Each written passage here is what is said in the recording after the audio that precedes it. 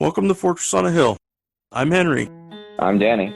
I'm Kagan. We're three leftist veterans that aim to expose the reality of the U.S. military's multiple wars abroad and to illuminate the damage military service does to Americans. American presidents throughout U.S. history have used American military and diplomatic power to force regime change of democratically elected governments around the world.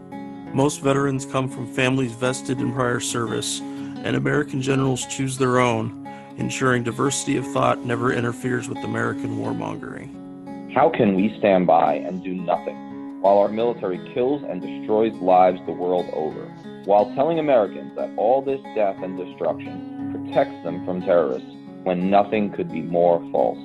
Fortress on a Hill aims to change that. All right, Fortress on a Hill listeners, we have had a great run with guests, as you guys have known, especially, I think as everyone's been home and on the Zoom and getting used to it, we've really had some great people come on the pod, and today's really no exception to that. And in fact, this is a pretty exciting interview. We have Ali Soufan, who is on the pod for the first time. And, Ali, I've got to tell you that it's a bit strange speaking with you today.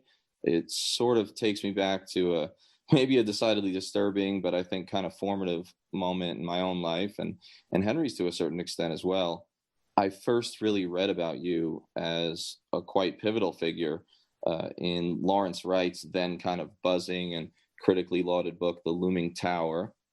That was 2007, and I read it in a filthy and pretty austere combat outpost in East Baghdad, which had actually been a Saddam air raid shelter at one time. It was midway through a tour as a scout platoon leader during the early surge, and it felt like a kind of a profound time and place to be burning through that book, among all the other books I was reading, and it was really striking, and I sensed it was kind of an important moment. So it's really quite cool that we've crossed professional paths. And I just want to thank you for coming on before I introduce your basic bio. No, thank you. And thank you for your service. It's an honor to be with you guys today.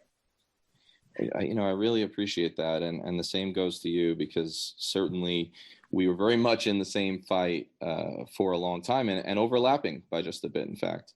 So many of our listeners are probably familiar with you, Ali, but for those who aren't, Ali is a chairman and CEO now of the Soufan Group and a leading national security and counterterrorism expert.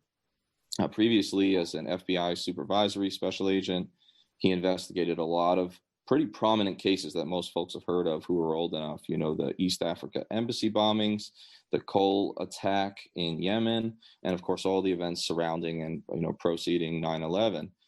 He's also serving as a member of the Homeland Security Advisory Council and the author of two books, one of which we're going to talk a lot about today, Anatomy of Terror, From the Death of Bin Laden to the Rise of the Islamic State, and the New York Times top 10 bestseller that we're really going to focus in some on, The Black Banners, the Inside Story of 9/11 and the War Against Al-Qaeda, Declassified. So, 9 years after the original release. And that won the 2012 Ridenour Book Prize. So finally, Ali has testified before the U.S. Congress, the British Parliament. He's also contributed to and been profiled, everywhere, but 60 Minutes, Frontline, The New Yorker, Washington Post, New York Times, among others. And you may have seen him on CNN, MSNBC, Fox News, and the BBC, and now audio on Fortress on a Hill. So that probably barely scratches the surface of your life. But Ali, we're just really pleased to have you on the pod, and thanks again for making the time. No, thank you. It's a great pleasure to be with you, Danny. I guess it's convention that says you start with background and bio, and but I think it's more than that for me. Having encountered you in 2007, as I mentioned at the start, then right after I got back from Iraq, I had read Jane Mayer's The Dark Side, which was covering a lot of the same issues. And I got to say that both of those books and your role in them were sort of shocking, maybe more than they should have been to me. Potentially, I guess, as a New Yorker from a firefighter-heavy family, and neighborhood, losing quite a few soldiers in Iraq just before and during, which, was built, of course, on a lot of the bad intel and even false pretenses that you discuss. Sure. But your story, resonated with me. I think especially this idea that, you were fighting two battles, external and internal, and the fact that there were other people who felt that and were doing their best gave me a lot of hope. But, some of the questions I'm going to ask today involve the journey after, because my critique, at least, got much more systemic, maybe a little darker, and this idea that there's a real balance between the relative merits of reformism and policy and structural overhaul, and we'll get to that. But before we go there, I wanted to ask a little about your early life and influences, and what experiences and values led you to the FBI, even if accidentally, as you sort of describe on a whim.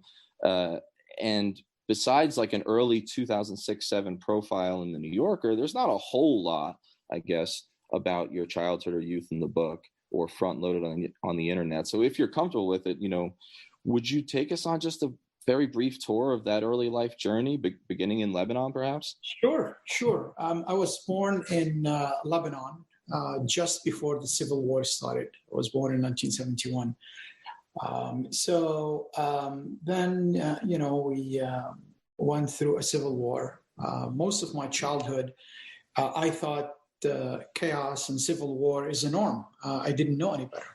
At the time, maybe people can read about Beirut in the 70s and the 80s as probably one of the most dangerous places in the world. But for me, it was home. We went to school, went to the beaches, went to even camping. And when there is war, we just try to figure out a good hiding place. And usually it's the stairway of the building, the apartment building where we live. And you wait until the battle is over. And then, we get a couple of invasions. You had when the Syrian invaded in the 70s and when the Israelis invaded in 81. So I kind of lived through all this. And eventually my family immigrated to the United States. I went to Pennsylvania, very different outside Philadelphia, suburbia USA, very different than, the environment that I came out from in Lebanon. In Pennsylvania, I kind of loved the quietness, something, it's weird probably for your listeners to see, but I think what I'm talking about, coming from Baghdad back home, realize that, wow, this is different, right? So, and then I went to school in Pennsylvania. I went to college in a small little town called Mansfield, PA. It's north central Pennsylvania, about 50 miles north of Williamsport, where they do the World Series, Little League World Series. Beautiful area, quiet. People were amazing up there. And I went to a small school because I wanted that. I wanted that personal relationship. I always looked to kind of I don't want to be a number. I don't want to be a big, go to a big school where, even your professors don't know your name. And then after that, I was really active in college. It was an amazing environment. I was part of a fraternity. I was involved with student government. It was a small community, so we kind of tried our best to make it better for the 4 years that we were there, me and a lot of my friends and fraternity brothers and so forth. And then I went to graduate school. During that time period, a couple of people in my fraternity were into law enforcement and wanted to join the FBI. So people applied, and as a joke, I applied to see how long I will stay in the process before they tell me thanks, but no thanks.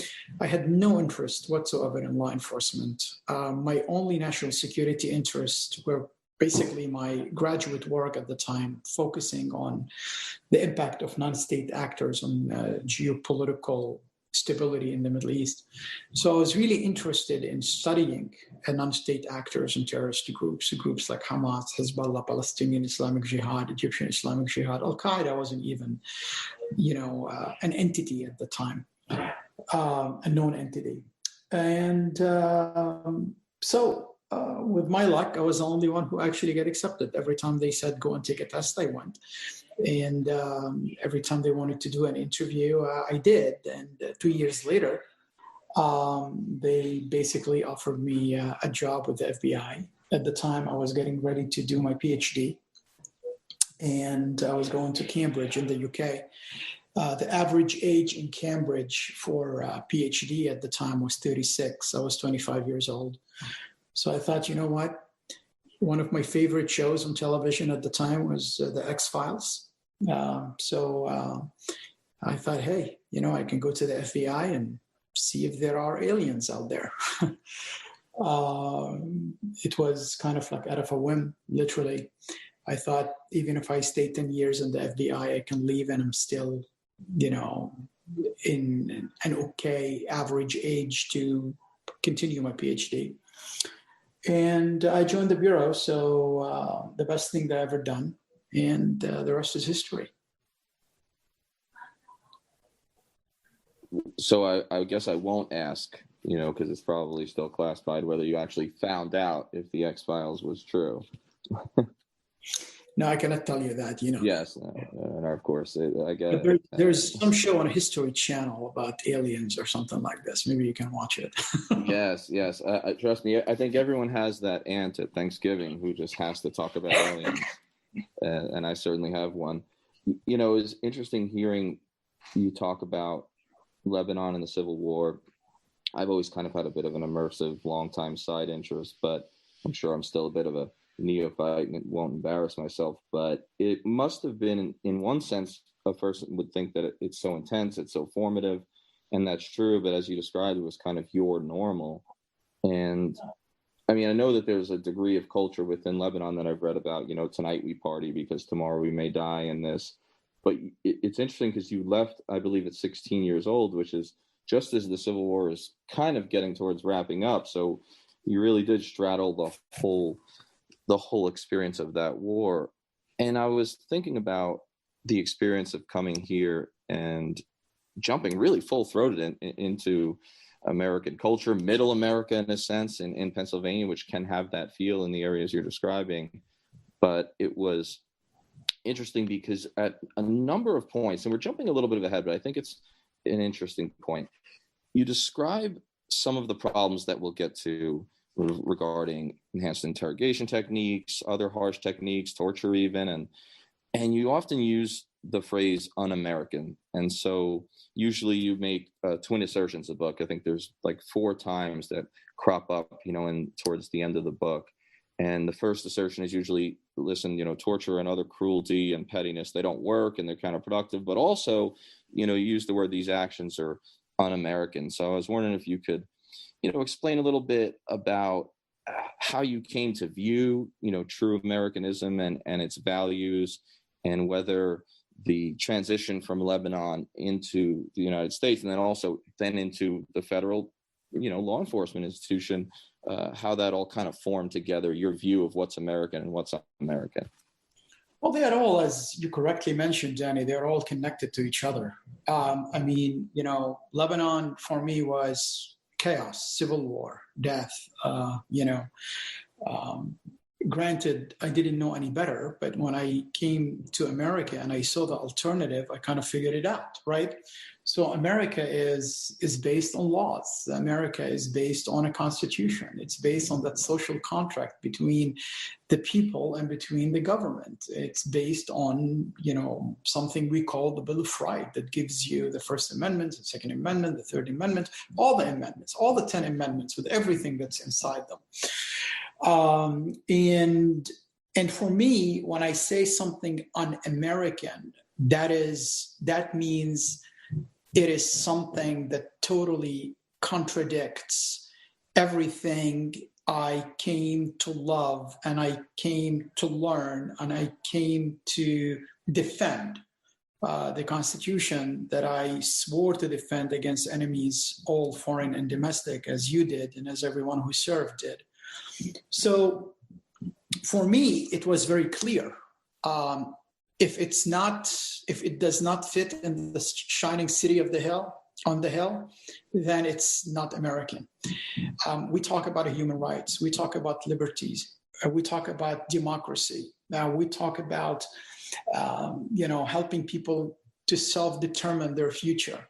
That's what we fight for. We fight for the good ideals. So when we start doing something that contradicts with these ideals, then this is un-American. In 2002, when we were torturing people, we were writing other countries in the world for doing the same thing we were doing in black sites. We wrote up countries in 2002 State Department report on human rights for,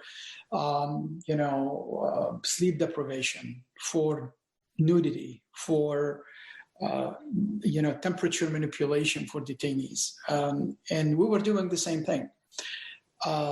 If we say something is bad and we accuse others of doing this and kind of like punish other countries for doing the same thing to their people, it does not mean that it's right for us to do it. Changing the name of torture to enhanced interrogation techniques doesn't make it right.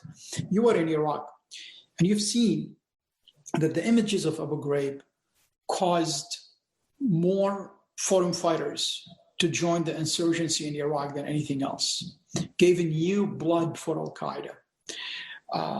We never had hostages being put in orange suits or being tortured before we start doing that in black sites. So living according to our values, living according to our moral standards, according to our laws, is not only a brand. This is what America is. This is the cornerstone of our foundation. And when we lose it, we lose our position in the world. And when we lose our position in the world, America is not going to be the shining city on the hill that we love and we admire. And I think that's why, for me, I know the alternative. I lived through the alternative, and it's horrible. And that's why all these ideals about America, the ideals that took us through World War I and World War II, it took us through the Civil Rights Movement, it took us through the Cold War, and we're always victorious. We're always on the right side of history. I think these are worth fighting for and worth defending. And I believe that when I was putting my life on the line, as you guys did, that's what we were fighting for. We're fighting for our buddies. We're fighting for our colleagues next to us, our friends, fighting for our country. But that's what our country means. We're fighting for the right thing. I really liked throughout Black Banners in particular the way you always linked, and in everything I've seen you do, the legal values with principles and with ethics, and keeping them all sort of together. And the oath is important. I mean, the oath you have to. I mean, you cannot have our ideas and our morality and our legal system contradict our tactics and strategy, because it's going to be a disaster. If your strategy does not fit with your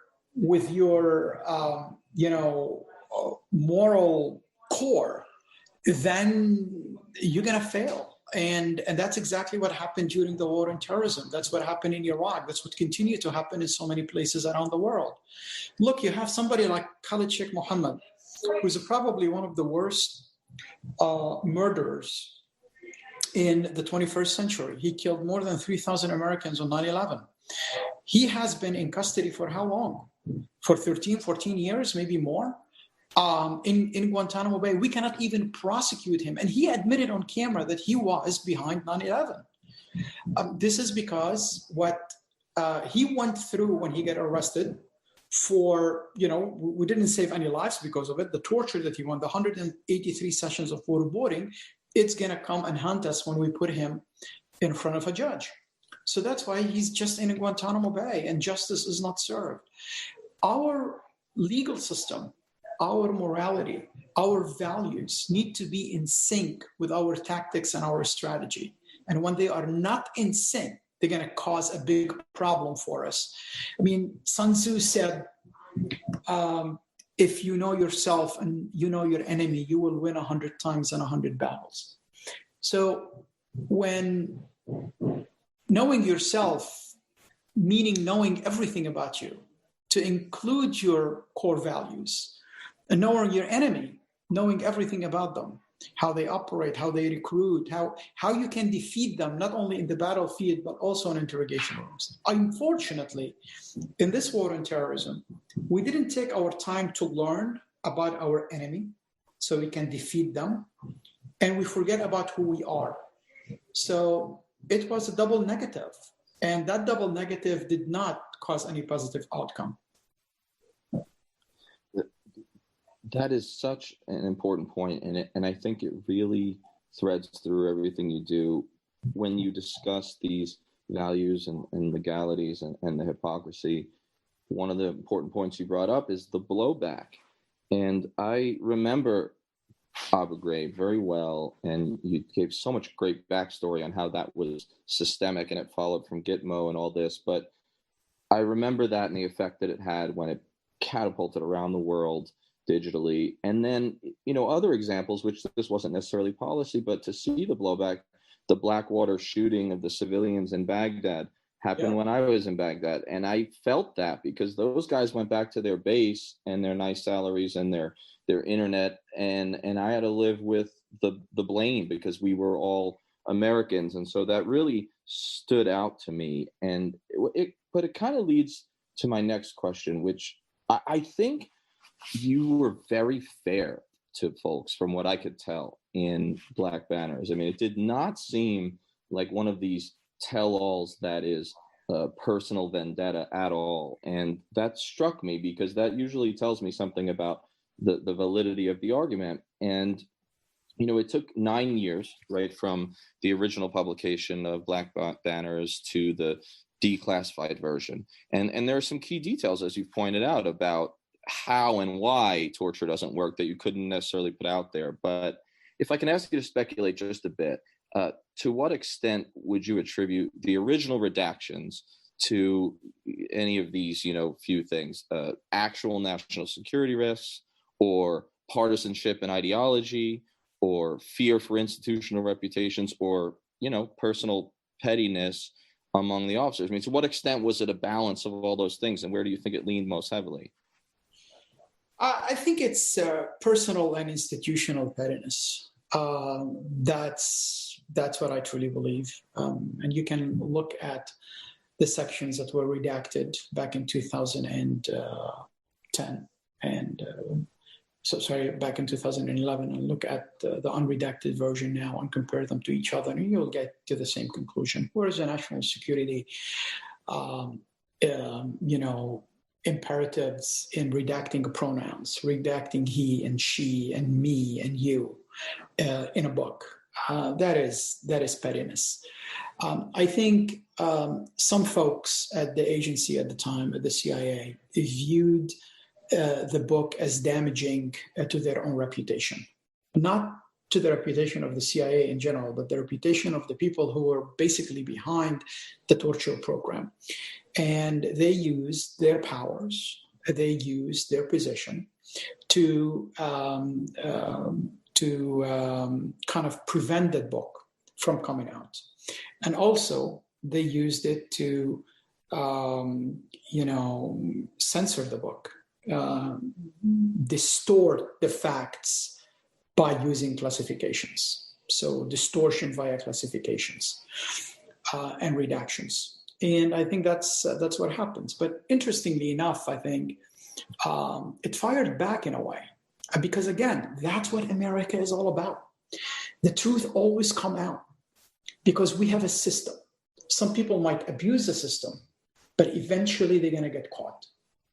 And ironically, those who sought to impose their own version of the facts, they ended up doing the truth a great service, because my account was classified based on national security grounds. So if my account had not been true, there would have been no grounds to classify it for reasons of national security. So, now when you read what happened, you actually can know without doubts that my version of the story is the truth.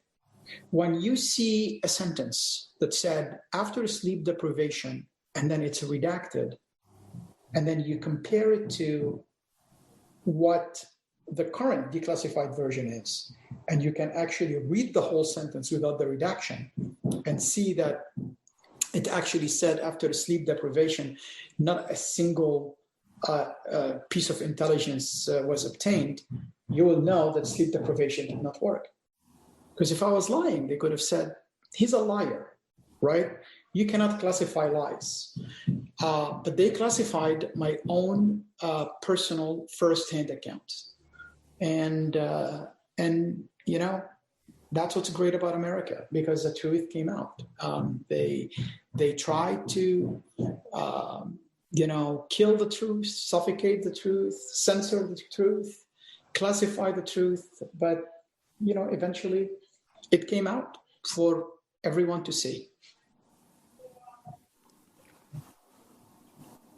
Well, I know I speak for Danny and myself when we know the fact that it is now completely unredacted, that you're able to talk about your firsthand experience was very, very powerful. I saw the expose in the New York Times where they compared them side by side between pages of the Black Banners in 2011 and from today, and I'm not prior intel or anything, but you had to really ask yourself, is that you can't tell us that all of these things needed to be taken out. It to me, it seems a clear cut connection to retribution against you and against the truth in general about the torture program and about the global war on terror.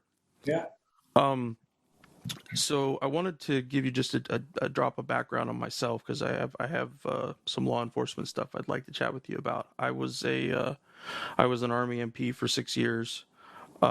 Did 2 tours in Iraq, training Iraqi police, and I also spent 2 years as a drug investigator with Army CID. So I ended up getting out, and today I'm disabled. But for a very long time, your career or a similar one in Army CID was kind of my personal goal.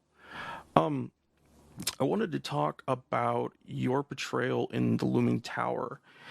It showed in vivid detail how major changes between the Clinton and Bush administrations changed priorities in U.S. efforts with regard to fighting terrorism.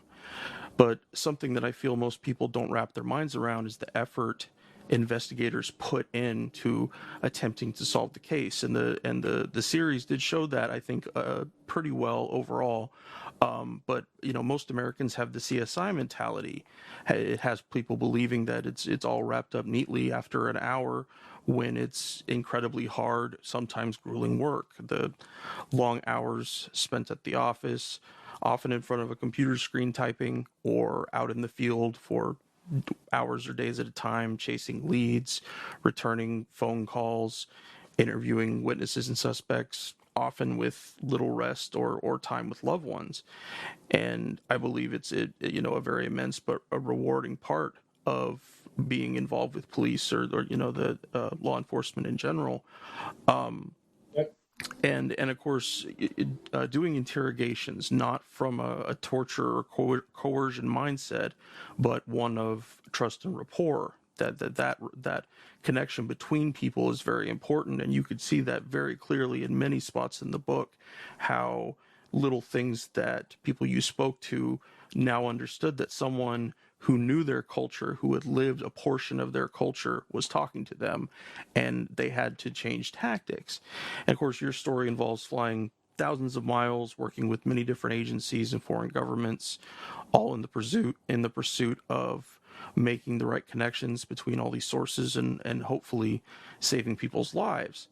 So when I see the admin change from Clinton to Bush, and suddenly leader priorities have changed, and although certainly the Clinton administration made their own mistakes, certainly in the years prior to Bush being inaugurated, and you going after Al Qaeda using old-fashioned beat the pavement police work that you and others like you were making huge inroads in identifying threats. The wide web of Al Qaeda was finally coming into view because of your hard work.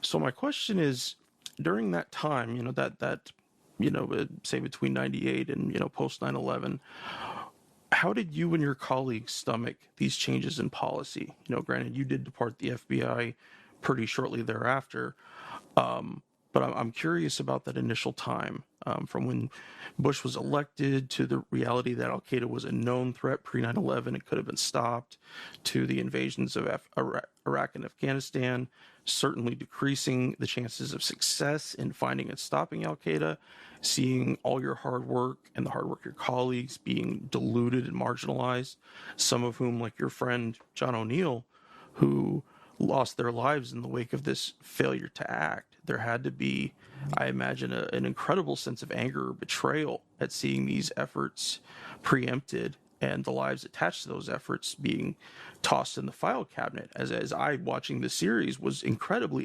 angry on a powerful level on your behalf, and I wasn't even involved. Right. I mean, it is difficult to live through that time period, and frankly, this is one of the reasons that I decided to write the Black Banners.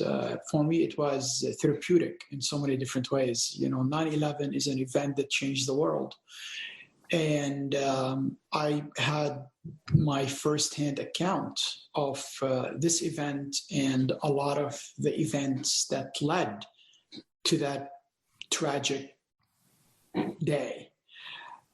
So during, before, and after 9/11, there are a lot of, incidents that took place, a lot of,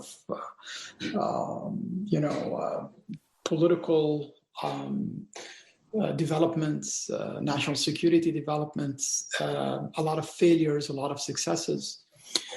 And we had to go through policy changes.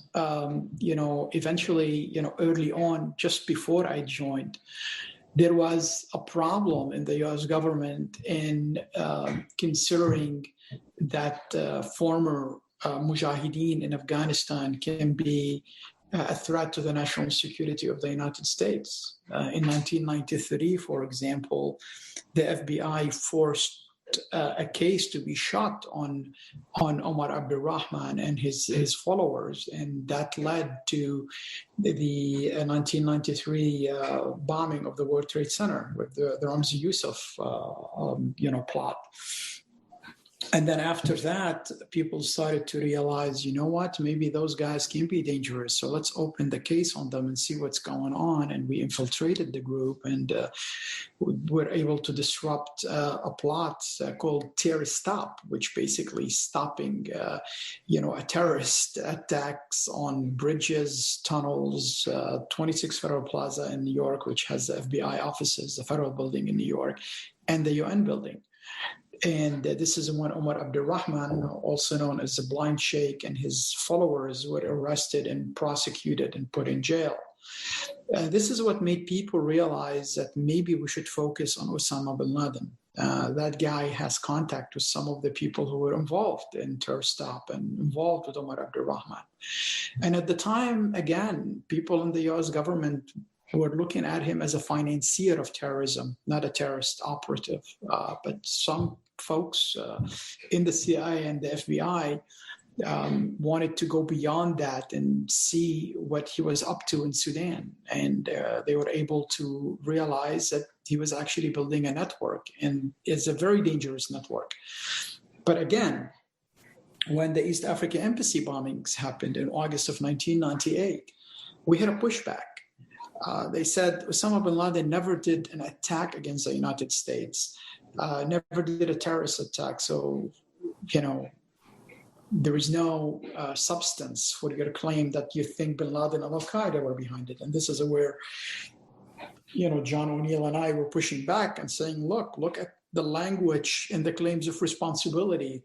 Compare it to bin Laden's threats. Look at the 1998 fatwa that he issued in February. Look at his interview with ABC News back in May of 1998, which basically was published or broadcasted in June of 1998 with John Miller. It is him. He now did what he warned us of doing. And again, it was difficult to have people believe that it's Osama bin Laden who did it. And it was more difficult to even figure out to retaliate against Osama bin Laden in Afghanistan. And even when they retaliated, it was, for the lack of a better term, half-ass retaliation, because at the time, everybody was focused on Monica Lewinsky and the blue dress. And any kind of counterterrorism operation in Afghanistan will be viewed as wag the dog kind of thing. And, and unfortunately, it is, politics, maybe it's worse today, but it used to be like this before. So, people who are against the Clinton administration were saying that basically downplaying the terrorism threat. When the USS Cole happened, it happened around an election year. And it happened on October 12th of 2000. November was the presidential election between Al Gore and President Bush, candidate Bush at the time, Governor Bush. And at the time, there was a lot of things going on in the Middle East. The Israelis were surrounding and bombing Arafat's headquarters. There was demonstrations in different places in the Muslim world against Israel and sometimes against the United States because of that. And then people in the Clinton administration decided that they don't want it to retaliate because of all these issues. And they wanted to basically know for sure that Osama bin Laden did it. And Henry, you're 100% accurate. It's not like an hour and everything will be packaged and we give it to you very clear. It was an investigation. I was there from day one. We're working hard. We're finding connection to Al-Qaeda network. And I was there investigating on the ground. I am a bin Laden, Al-Qaeda at the time investigator. So the fact that I was investigating means that we believe that it was Al-Qaeda. In November, we were 100% confident that Al-Qaeda and bin Laden was behind the Cole attack. But then you have an election that went all the way to the Supreme Court, and people did not want to talk about the Cole or talk about the 17 sailors we lost in the Gulf of Aden. They were more, focused on Chads and counting ballots in Florida. And when the Bush administration came, unfortunately, there are some people who believe the press clippings about wag the dog, about terrorism in general. The Attorney General at the time, if you remember, Ashcroft, he basically did not believe that there is terrorism. And he wanted the FBI to focus more on violent crimes and crimes against children rather than on terrorism. He said so at the SAC conference in Quantico. So people started to believe the partisan press clippings from before the election. And not a lot of people were really interested in what was going on. We tried to push for an audience on a high level regarding the USS Cole, but unfortunately, nobody was interested in that. I talk in the story about, in the book, about a Senate delegation that came in June of 2001 to Yemen, and we briefed them about the Cole. And after the senator left, his chief of staff stayed, and a couple of my colleagues were with me. And he basically said, look, nobody in Washington wants to know, the White House does not want bin Laden to be behind the Cole. And we were shocked to hear that. Because that's not our job. Our job is to give facts and to give evidence. It's not our job to basically couch what the White House wanted to hear. And the guy said, look, we disagree with the White House on this issue. He was basically, also a Republican senator, a Republican staffer. Said, we disagree with the White House totally, but we can see their points. They're saying that if you say bin Laden was behind it, then the president has to do something about it. If he doesn't do anything about it, he will look weak. But if he does something about it, half of the country is not with him because they don't think he's a legitimate president. So it is an awkward position for the White House. And at the time, my position was, look, you know what? I moved him from the door and opened the door and said, this is way above my grade level. And I left the room. But that is in June of 2001. So after 9/11, when the 9/11 Commission asked Wolfowitz at the time, Assistant SecDef, why the administration did not retaliate, against the people who did the USS Cole, he said it was a stale case. He called it a stale case. Well, I don't think it was a stale case for the Navy. I don't think it was a stale case for the Pentagon. I don't think it was a stale case for the families of the 17 souls we lost on that day. And I don't think it was a stale case for us, who were basically going from one threat to another in Yemen, trying to investigate it and arrest people who were involved in the attack, and we successfully done so. This is a perfect example of how politics sometimes get involved with, get in the middle of our views, of our understanding of the facts. And I think that's one of the reasons that I wanted to write the book, because these events in so many ways changed the world. And I think having a firsthand account is very valuable to conversation, not necessarily in our lifetime, but maybe down the road, maybe in the future. And that's why, as Danny mentioned, I was very fair. I wasn't political in any way, shape, or form. And I just put the facts out. I wrote it like an FBI agent write a report. And I put just the facts, the good things the people did, the bad things people did, and how everything evolved to what it is today, and how the threat evolves over the years, from bin Laden issuing statements against the U.S. to the East Africa embassy bombings to the Millennium operation in Jordan and in other places, the Millennium threats to the USS Cole attack in Aden to 9/11.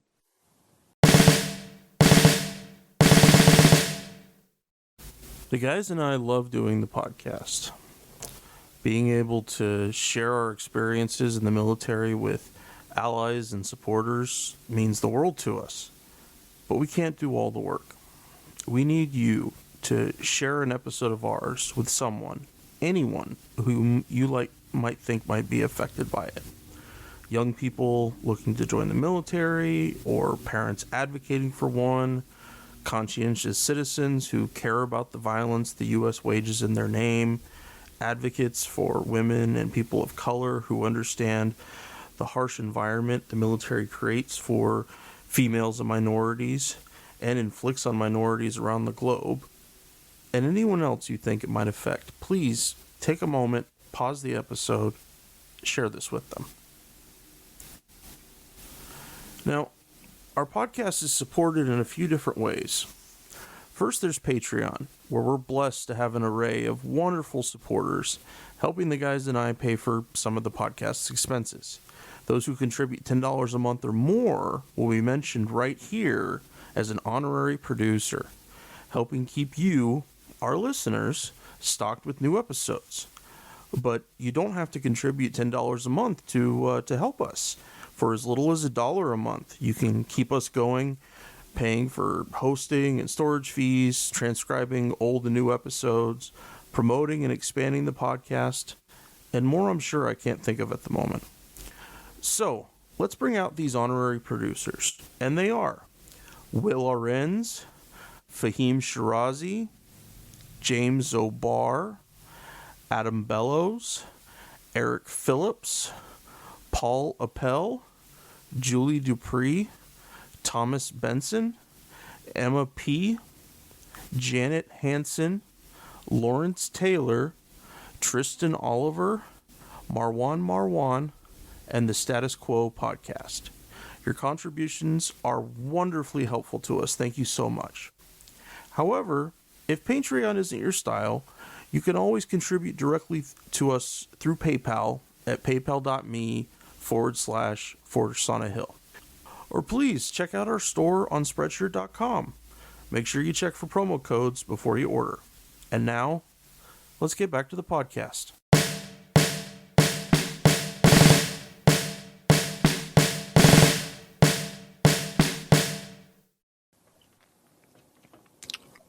Well, thank you for definitely for being willing to go through that process of creating that first-hand account. I'm sure it wasn't easy to do that, and especially carrying it through from its original publication to its now unredacted form. I can be certain that wasn't easy to go through. To lighten up the discussion just for a second here, I want to talk about the sometimes Keystone Cops aspect of Al Qaeda and other terrorists. Reading in the book about the plane that Riddy bought for Al Qaeda to use, that getting no maintenance, forcing him to come back to fix it, finding melted tires, an engine filled with sand. No one was able to find the ignition keys. And I asked myself, are these guys Al Qaeda's finest, or are they American soldiers I served with on deployment who routinely cause that much damage, if not more? Military life is replete with broken or missing equipment caused not by combat or legitimate training, but by inattention or just outright incompetence of the average soldier. I saw Humvee tanks that very clearly run on diesel get filled with regular unleaded gas, wheels falling off the trucks, during a convoy, a 50 cal machine gun mount falling into the lap of a gunner because he didn't insert the retaining pins correctly.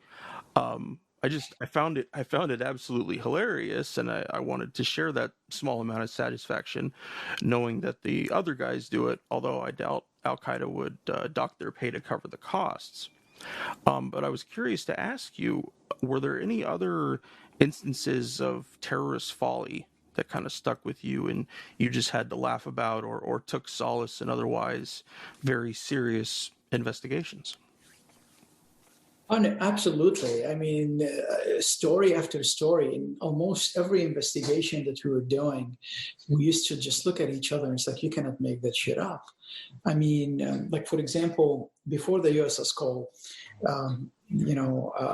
Al-Qaeda wanted to, they have an operation called the ship operation. So they have the ship operation and they have the planes operation. The planes operation was Khalid Sheikh Mohammed.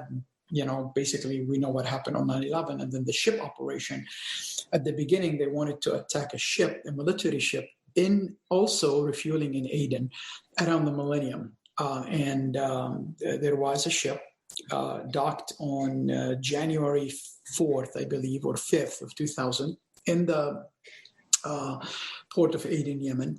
It's USS the Sullivans. And the plan was to basically blow it up. That was the operation that later became the USS Cole. So they got the same boat that they used on the Cole, the same explosives, and then they decided to basically take it to the beach area and put the boat in the water so the two suicide bombers can actually sail it and hit the ship.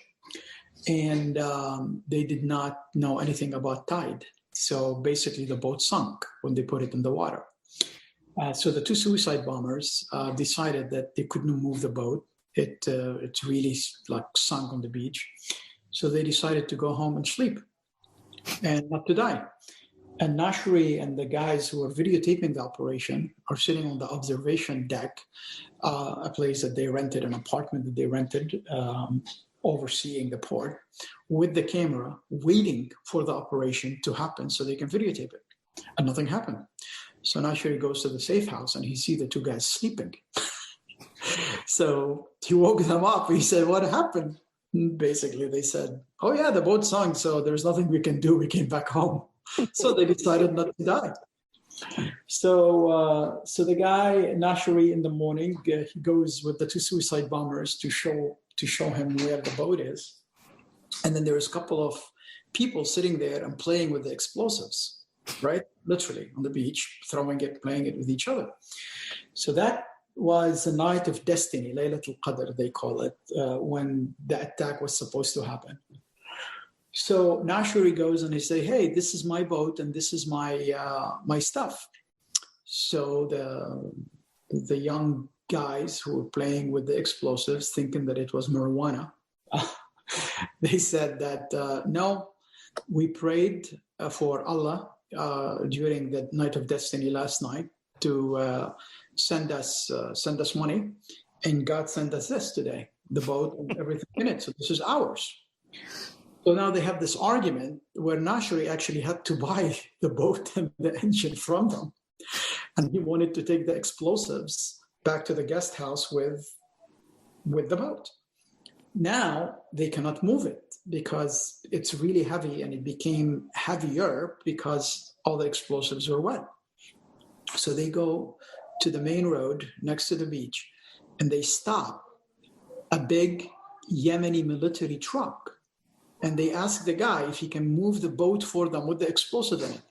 And the guy did move the boat, and they take it to the guest house. A military truck moved the boat because they gave him a couple of bucks for the guy. He had no idea that there was explosives on the boat or anything. He thought like he was helping a couple of guys that their boat sunk. And he moved it to the safe house, and then they keep it in the safe house, and they run away to Afghanistan. And guess what? Nothing happened.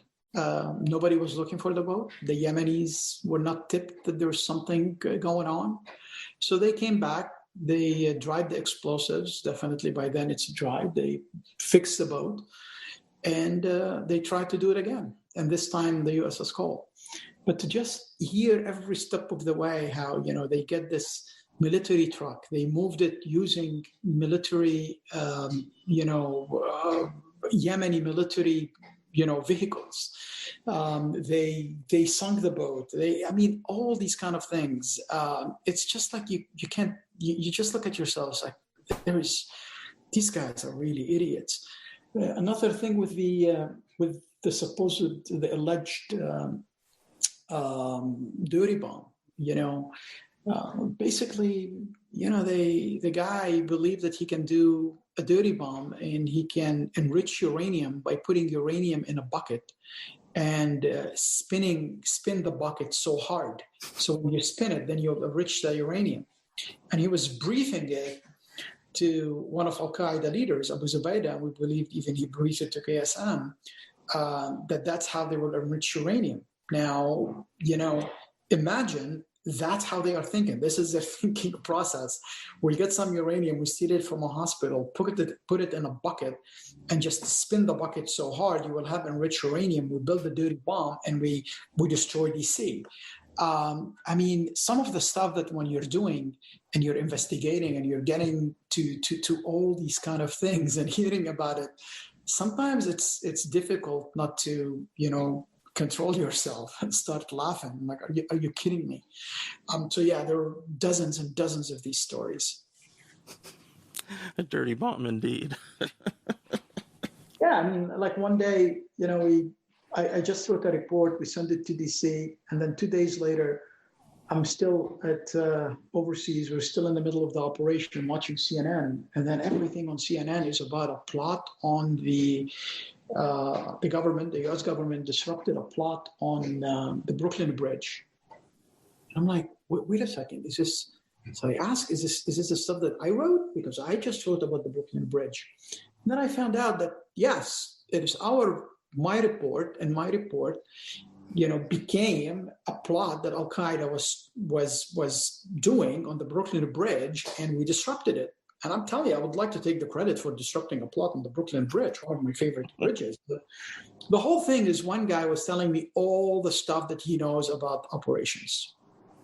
So So after he said all the information about, or intelligence about, operations that he was involved in, I said, you have to remember about everything you heard.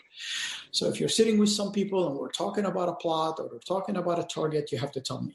So he was, saying, yeah, once we were sitting in the guest house and one guy mentioned something about something. So we put that something about something, regardless if it's aspirational, if there is, any capability, if they were serious, if it was a joke, it does not matter. We put all these things. So one time he said, oh yeah, this guy wanted to, one day we were watching at the guest house a movie. And then we saw a bridge being destroyed. It's a Godzilla movie. So Godzilla went on a bridge and a lot of people died. And one guy said, oh, imagine if we do this, how many Americans will kill? I said, okay, do you remember what a bridge? Oh, no, I don't. It's just like, did you guys discuss it afterward? No, just there. That's it. That's everything that the guy said. And everybody was just like laughing. And I said, so we wanted to know what movie. It's a Godzilla movie. We went to the Godzilla movies. We found out that it is the Brooklyn Bridge, right? So he said, yeah, this is a movie, a Brooklyn Bridge. So basically, that is the report that was written. 2 days later, wow, a huge disruption that we did. And we saved the Brooklyn Bridge in New York. I think we saved it from Godzilla. I don't know. But yeah, I mean, it's on both sides sometimes. You just like shake your head and, keep focusing on the job because, we're there to save lives. We're not there to play the politics or whatever people were doing in DC at the time. Well, it's good to know that not only do we share some of the same enemies, but the sort of dark and sarcastic and need for humor that soldiers have. You have to, come on. I mean, I'm sure in the middle of, facing great dangers, you had to laugh your ass off about something. That's how you survive. Absolutely. Every moment of levity you can find. Yeah, exactly. The soldier and the FBI agents, defense mechanism, perhaps. Yeah, you've got to. And sometimes it's a small joke, but you start exaggerating it in your head and making hands and tails and legs for it just to make it funnier, so you and your buddies can laugh more about it. But that's basically what we used to do. And in places like Yemen, we used to operate a lot at night, really at night when midnight. So we're doing operations. And something about in Yemen, a lot of people don't turn their headlights on at night because they believe they are saving gas. So that was like the biggest joke for us when we were driving and you see somebody driving on the wrong side of the road, literally the wrong side of the road because it's closer to the exit they want to take with no lights on. And something silly, something stupid. But, eventually it becomes something hilarious, and that becomes like the funniest thing you ever seen. Oh, absolutely. It's so funny how sometimes the cultural differences can be a joke in and of themselves. And it made me think a little bit as I was reading some of the narrative. I mean, one of the things, and it's true, right? This isn't just flatter the guest. Your book, it's a long book, Black Banners, but I burned through it, and not just because I was doing a Good Will Hunting impression, but because it has that narrative, almost fictional feel, like it could be a novel, and maybe I think that's why it reads so well. But at the same time, I kept asking myself, "Wow, this feels cinematic," and I wonder if he felt like he was living a movie, and so. We're a bit of film buffs here on the pod, and so are a lot of our listeners. Sometimes we break down movies, and I'm sure you get it a lot, but just in a vague sense, I've got to ask you about The Siege, 1998, Bruce Willis. I know you're familiar with the film. I've read things saying that, the Tony Shalhoub character was loosely based on you, and I know a lot of that becomes mythology, but as I was looking at a lot of your internal struggles, like the fight within the intelligence community and within the government, there were moments where I was wondering if it felt cinematic, but also there were lines in the book and lines in the movie that are, they're not similar in a sense that they're copied. They're just, the tone was similar, or the issues were. And so, like on page 472, you talk about General Miller and some of the kind of Kafkaesque policy absurdities at Gitmo. You say, the same was true of his bosses. They wouldn't let a detainee use a phone for a minute, which might have led to bin Laden, but they didn't mind disregarding the U.S. Constitution. And in the movie, which I think got kind of forgotten until 9/11, and then it was the most rented, Denzel Washington's Agent Hubbard character gives a bit of a soliloquy, and he says, what if what they really want is for us to herd our children into stadiums like we're doing, and put our soldiers on the street. And then I like the line, he says, bend the law, shred the Constitution just a little bit, because if we torture him, then, essentially everything that his soldiers died for is over. So I guess I'm asking, was there a cinematic feel to some of the experience, the sense that you're involved in profound things that, like you said, you can't make this shit up, but also did you feel a little bit like at times a lone wolf in some of your fight? I know you had a lot of colleagues who agreed with you, but there had to have maybe been times where you felt like the only sane person in the room. I guess, heck, what I'm asking is, were you lonely at all, Ali? I mean, during this journey? No, not at all. I never felt lonely. I am probably the person who spoke up and wrote a book about it. Few others are still in the government or just left the government, so I am sure maybe they will do whatever they can and put these things up. But no, I never felt lonely. I think I get all the support that I can get, not only from the FBI and the FBI leadership, from Director Mueller and the team up in FBI and in New York, but also from DOD. I get a lot of support from DOD, and I get a lot of support from the CIA. A lot of the CIA officers, as you see from the book, were basically on my side, and actually they are the people who's like, look, you're the FBI. this kind of things cannot be done. You guys need to do something about it. So I never felt lonely, no. As for the other issues, look, when they were making the show, the Looming Tower, I talked to the executive producers, and they were talking about things and how they want to do things. And I said, look, you know what? Reality is way better than fiction. I said, there is no fiction that you guys can write in Hollywood that matches the reality of what we went through. And I think that's why sometimes you think it's a movie. As for the siege, I'm going to tell you an interesting story. I was in an event with Lawrence Wright. And Larry, who wrote The Looming Tower, is the one who wrote The Siege. I don't know if you're aware of that. Yes, actually, I was, right. It was his story and co-wrote the screenplay. Super interesting. It's his story. He wanted to do a screenplay, what's going to happen after the Cold War, blah, blah, blah. So he came up with this idea of terrorism. And that's why they call him the prophet, because he also wrote a book, just came out at the beginning, just came out at the time of the pandemic. And it was about a pandemic. And it was about a virus very similar to COVID-19 and what we're experiencing today. So yeah, he has this prophetic, sense to him.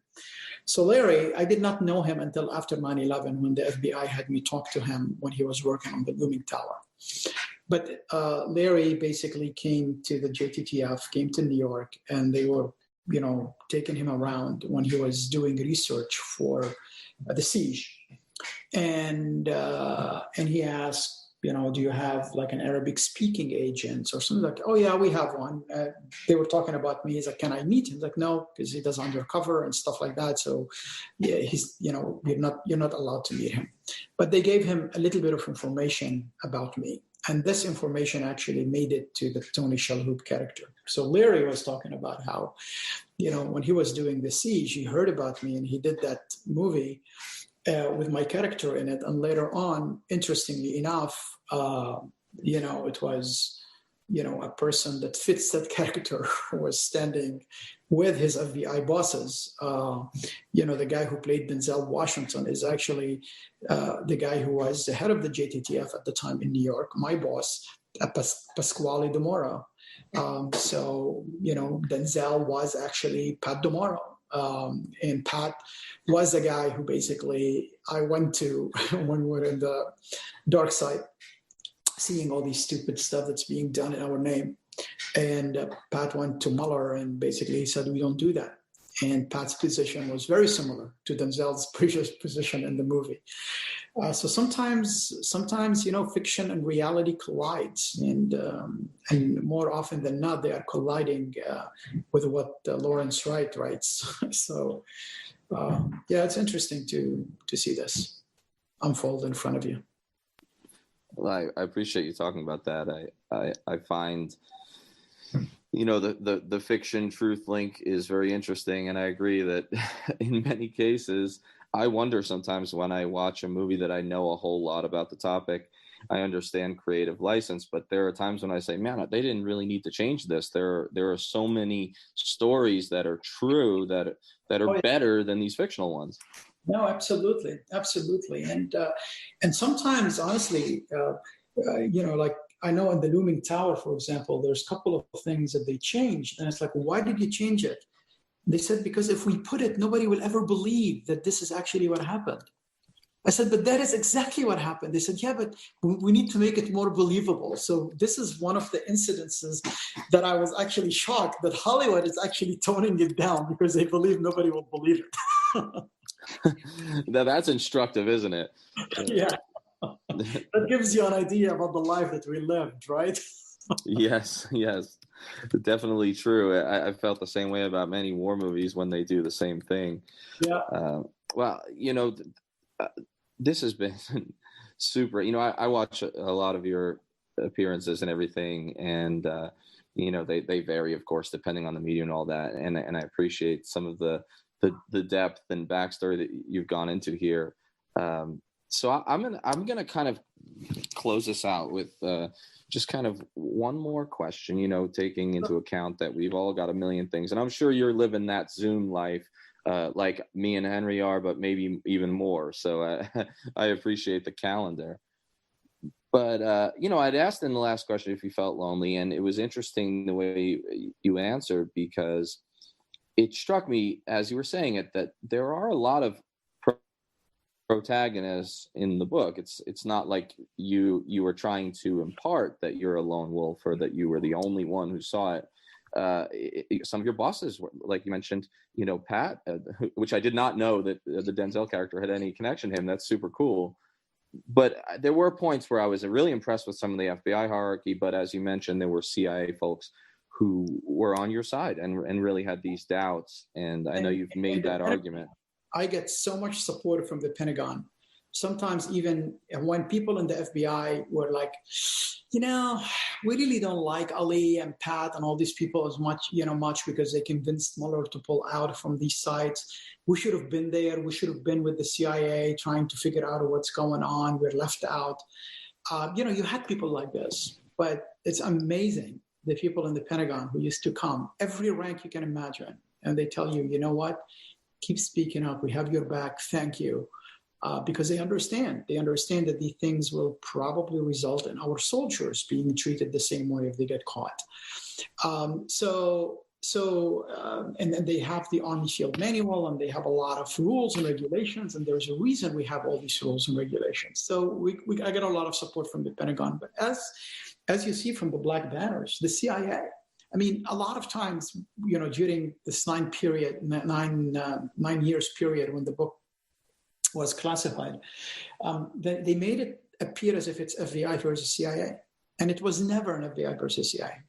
It was FBI and CIA versus outside contractors that charged, 2 contractors that charged the US government $83 million to put water on people's faces. And then you see the details of how the things evolved, and you see the disastrous outcome that it led to. So now people can see why I always supported the CIA officers, even when I testified in Congress. They will see why I said, let's turn the page, but let's, I spoke highly of the CIA people who were there, even at the sites. In my very first op-ed on this matter in April of 2009, my torture decision in the New York Times. And some people, like from the human rights organizations, they were attacking me for doing this. Some even people from the FBI were saying, why are you defending these people? And I'm just like, it was a very difficult thing for me, because I'm not defending them because I'm trying to cover for them. I'm defending them because it's the right thing to do.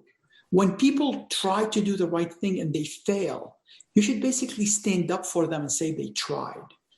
And when it falls on your shoulder to be the person who is telling the American public the truth, you have to tell them the truth. And that truth, sometimes, as you mentioned earlier, is very much complicated. It's not wrapped in 1 hour. We don't live in a world of black and white. We live in different shades of gray. And sometimes when you want to discuss the truth, it does not have a Hollywood ending. It is confusing. And it gets you to a point to basically be very conflicted in a lot of the stuff that you're doing and you're saying. And that's why I tried to, be very accurate and very fair in the black banners. And you end up pissing off people on both sides, but that's fine, because I didn't write it for anybody on any side. I wrote it for the truth and for the American public and for history. And I think hopefully now they know the difference between the truth and the difference between conspiracy theories and raw emotions and partisan talking points and alternative facts or whatever we have these days. And that's why I fought for 9 years for the truth to be uncensored. And I thank the CIA and I thank the current leadership of the CIA who, allowed this censorship to end, and who basically exhibit a rare sense of transparency in allowing the black banners to be declassified. And so that is interesting that the book was declassified, as you mentioned. That's pretty rare, and that struck me. My last kind of closeout, I think, is obviously on the toll. And at every step in the book and in this conversation, there's no sense that you feel sorry for yourself or you think that you're a singular figure. At the same time, I've found that personally, to an extent, but especially from our regular work with some whistleblowers and dissenters, that, like you mentioned, purely happy Hollywood endings or medals awarded for courage in moral battles, I mean, to some extent, they're a rare thing. Usually, more typically, there's serious professional and social and sometimes even legal costs when you take a principled stand. And at the end of Black Banners, you explained that you knew you'd either give yourself a heart attack from the stress or you would have to leave the FBI. And you've also noted that some folks had told you that you were a marked man in certain quarters at the end of your career within the government. And furthermore, I've read about the Saudi disinformation campaign, or the probably Saudi disinformation campaign against you of late, some of the internet trolling and, probably very off-putting threats. And given your close relationship with Jamal Khashoggi and similar abuses he was subjected to, I can only imagine, or can't imagine, the stress and strain. So if I may ask about the personal toll, career-wise in truth-telling, but also in your post-bureau work, what has that journey been like? Because there's been 15 years since you've left, and I imagine there has to be lingering stuff. Nah, absolutely. I mean, look, I don't consider myself a whistleblower. I'm not, I get significant support, as I said. And actually, after I did what I did, and after, fighting with the CIA on torture and exposing what happened on 9/11 with the 9/11 Commission, I was promoted inside the FBI.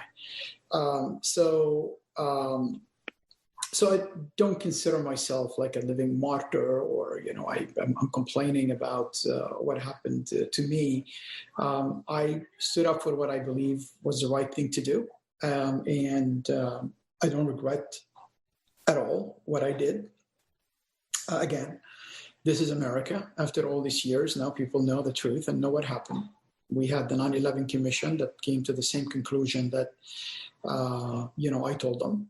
We had on the torture debate, we have the Armed Services Committee under Senator McCain. They came up with the same conclusion as well. The CIA Inspector General report in 2004 came up with the same conclusion. The Senate Select Committee of Intelligence report, they came up with the same conclusion. And now, finally, the black banners has been unredacted and people can know the truth. So, it makes me believe in our system. It makes me believe in our government. It makes me believe in the ideals that we were talking about at the beginning of this podcast. Look, I continue to do a lot of work. I'm sure you mentioned some of the threats that I'm getting today, continue to get from Al-Qaeda, from white supremacists, from the Saudis, our friends the Saudis. But also at the same time, I continue to expose things. I mean, we were the very first entity, the Soufan Center, to expose ISIS and put the whole structure of ISIS back before ISIS was, a big name. And we talked about the foreign fighters before anybody talked about the foreign fighters, to the point that the U.S. government and the British government were using our numbers initially on the U.S. foreign fighters in Iraq and Syria. We have been on the forefront of the disinformation, threat from Russia, China, Iran, Saudi Arabia, and other countries. We talked about the threat of white supremacy, and I testified about this threat before the FBI and the State Department and DHS even acknowledged it. And we put the threat, front and center, even in the Trump administration. And we had a bipartisan support, a very rare bipartisan support in the Homeland Security Committee, where Republicans and Democrats agreed that we need to pay attention and U.S. agencies need to pay attention on the threat of white supremacy and the global network of white supremacy. So I continue on the fight. And we do a lot of pro bono work on the side, me and my colleagues, to bring American hostages back home. And probably you heard our name mentioned with bringing the two Beatles, the people who executed and kidnapped American hostages in Syria, to the United States, and I would work with the families. And recently we had a success in bringing an American hostage who was held illegally in Yemen by the Houthis back to the United States. So look, my point here is, when you take an oath to defend this great country, that oath does not stop with a paycheck. You took an oath in front of God, and God does not recognize the paycheck that you're getting. And I believe that I'm blessed that I have the capabilities, I have the resources, thankfully. And we continue to do the fight from outside and help the people who need help inside, because I know how difficult it is when you're inside and you don't have people to help you sometimes, or we don't have people to basically say publicly in the outside what's happening in the inside. And we're very happy that we are very well trusted, regardless if it's the Obama administration or it's the Bush administration or it is the Trump administration. We have that position, and we have this kind of relationship, and we know that people who are in these institutions are fighting the good fight. So we try to ignore the politics as much as we can and focus on what's better for this nation. And hopefully, we'll get over the difficult times we're living these days. Well, that kind of sums up my follow-up and answers it. And I just want to say that, I was kind of inspired by the end of the book, when you talked about continuing the fight, and it's clear that you have. And there's a veterans organization that does a lot of community work. I believe they're called, the Mission Continues or something. And there's a lot of ways to do that. And we try to contribute in our small way through activism. And it sounds like you're doing so much after taking off, I guess you can't maybe say the uniform, but the suit. But I liked how you ended Black Banners talking about your new hobby of, getting to the root of these issues, countering propaganda and rhetoric that, these terrorist groups use to entice people, so you don't have to go find them. And that was really great. And you keep fighting, which does give hope in what can be kind of dark times right now. And it's clear from everything you've said and throughout your work that there's this distinct sense that you've never submitted to apathy, nihilism, or despair. And that's a rare thing, and nice to be able to end on a hopeful note. And Ali, I just want to thank you so much, and say that this has been a far more, I think, enlightening discussion than even some of our best guests, and certainly than one hears in most, short form media settings. So that's just really great. Thank you, and thank you, Henry, for giving me the opportunity. It's a great honor to be with you guys, and thank you for your service.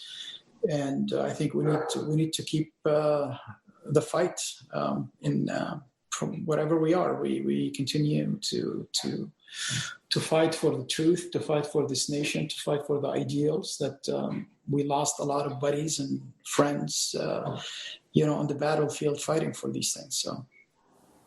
Absolutely. And for the listeners, definitely check out Black Banners as well as his other book, Anatomy of Terror. Check out the group webpage. All of it's well worth the read. There's publications and appearances posted there. And, just keep up with the fight. I hope everyone enjoyed the interview. And Ali, thanks again. And hopefully we'll maintain a relationship moving forward between the pod and yourself, and any way we can work together. Absolutely. Thank you very much. It's a great pleasure being with you guys. We're on Twitter at Fortress on a Hill, and also at Facebook.com at Fortress on a Hill. You can find our main blog page and our full collection of episodes at www.fortressonahill.com. iTunes, Stitcher, Google Podcasts, Patreon, Spotify. You name it, almost anywhere you listen, we're already waiting for you. And hey, we're always in the market for more Patreon supporters. Please consider becoming a patron at patreon.com. And if you're not into giving us a monthly payment, think about giving us a couple bucks on PayPal. The link is in the show notes. Skepticism is one's best armor. Never forget it. We'll see you next time. And listen to my song. I hope you'll pay attention. I will not detain you long.